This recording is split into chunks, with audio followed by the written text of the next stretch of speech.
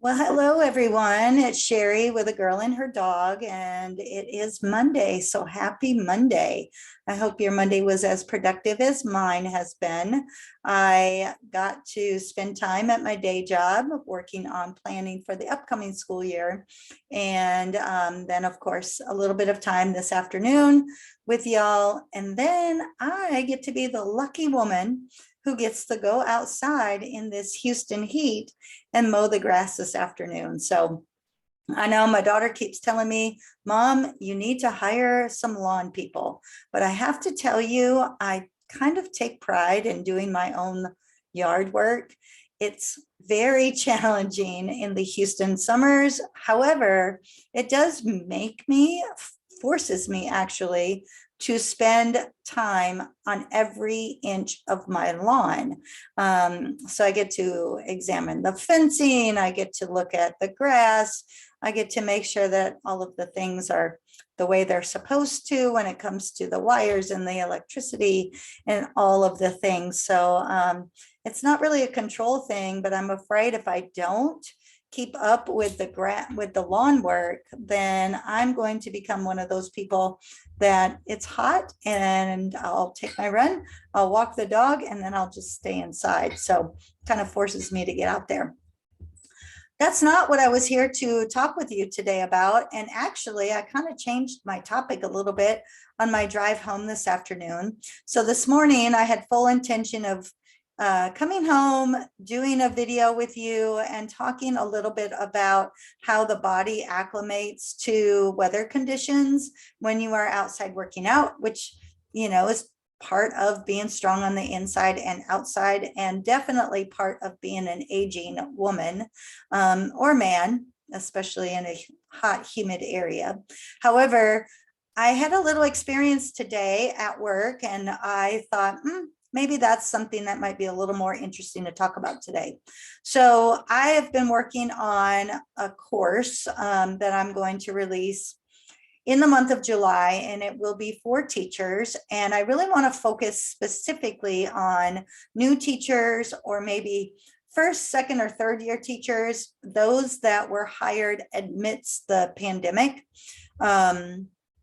Because really and truly, those poor teachers, they really have not had a good, fresh first year. And things have just been so out of whack for the last 3 years. We can all agree with that. So as I've been working through this, my whole goal is to do some beta testing with my own new hires this year in one of my years as a principal, and provide the course to them as an option for free.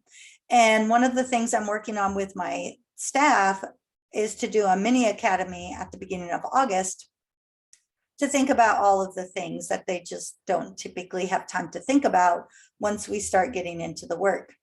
And so I'm trying to plan some great couple days of learning and work for them. And I always like to bring in either some good quotes or some good motivational videos.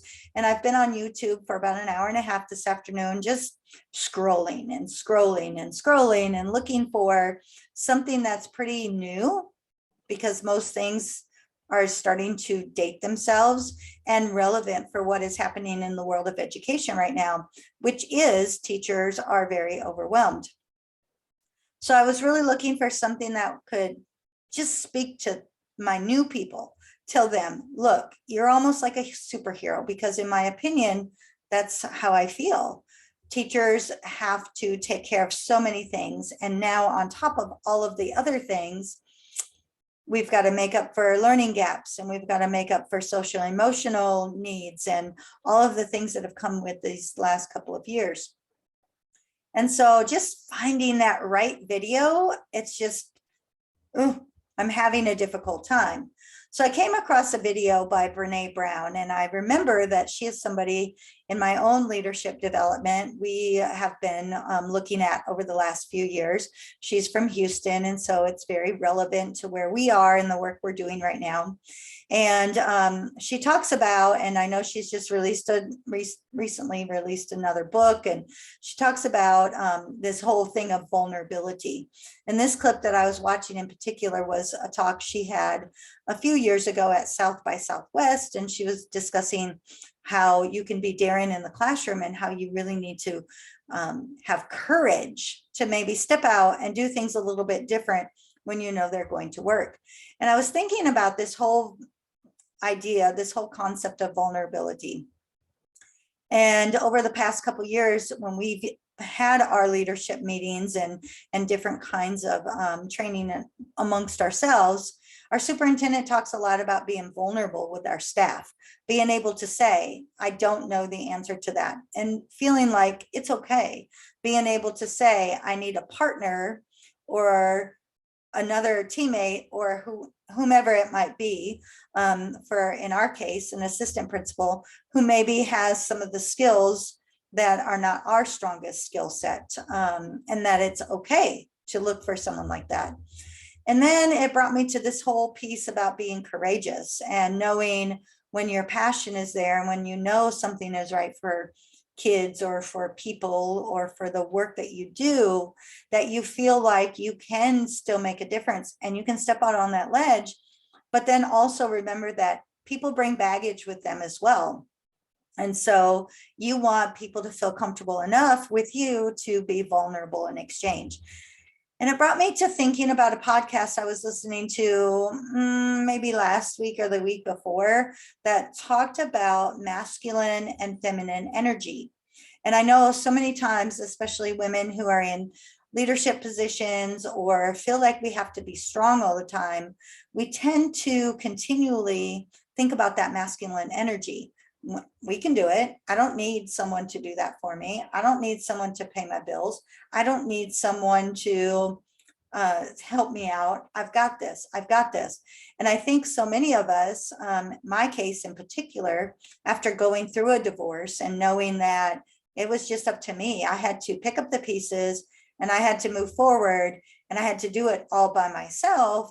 We get into that mindset, and sometimes we have to stop and remember that the feminine energy within us is also just as important.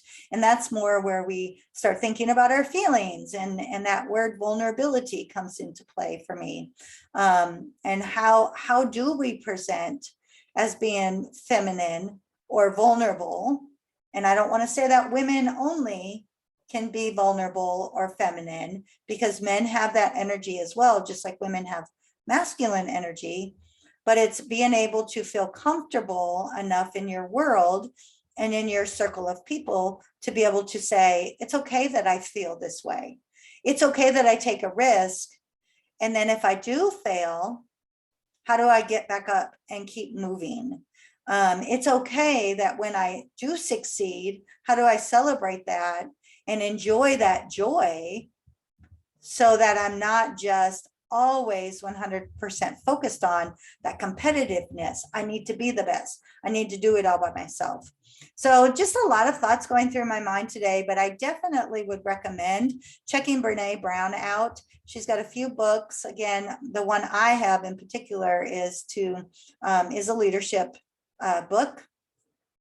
And but she has released something new recently. So, and then there are a few videos on right here on YouTube. So check her out. I'll post the one I was speaking about today into my playlist so that you have an opportunity to see it. But don't forget about that thought and idea about vulnerability, being courageous, and thinking about when you want to have that competitive, very type A, very controlled kind of energy. And when you want to be able to step back and say, I'm going to enjoy the joy of life, and I'm going to have the feelings that are involved in everything in the world. So just a few things to think about for today. And I hope that you have a great rest of your day. And I'll be back later this week for another topic with a girl and her dog. Bye-bye.